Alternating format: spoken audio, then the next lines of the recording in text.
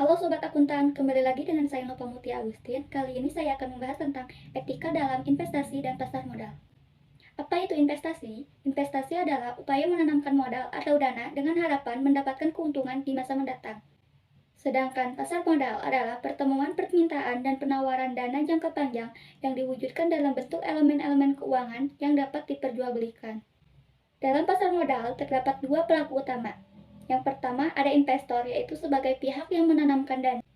Yang kedua, ada emiten, yaitu sebagai pihak yang menerima dan mengelola dana dari investor. Pembahasan yang pertama yaitu etika bagi emiten. Emiten sebagai pengelola dana tidak boleh sekedar memenuhi batasan-batasan yang tertuang dalam aturan. Emiten harus mementingkan kepentingan investor. Dalam hal ini, kepentingan investor adalah laporan keuangan yang adil dan relevan. Terkait laporan keuangan, BPPMLK mewajibkan emiten untuk menyerahkan laporan keuangan tahunan dan laporan keuangan triwulanan. Untuk laporan keuangan tahunan wajib diaudit oleh akuntan publik yang terdaftar di BPPMLK, sedangkan untuk laporan keuangan triwulanan tidak wajib diaudit. Pembahasan yang kedua yaitu etika bagi investor.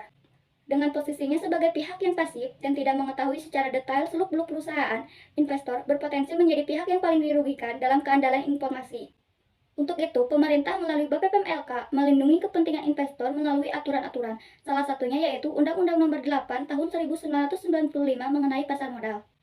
Dalam melakukan investasi di pasar modal, kebanyakan investor mencari dan memfokuskan perhatiannya terhadap investasi yang aman dan menjanjikan keuntungan yang tinggi. Hanya sedikit investor yang memperhatikan investasi yang beretika.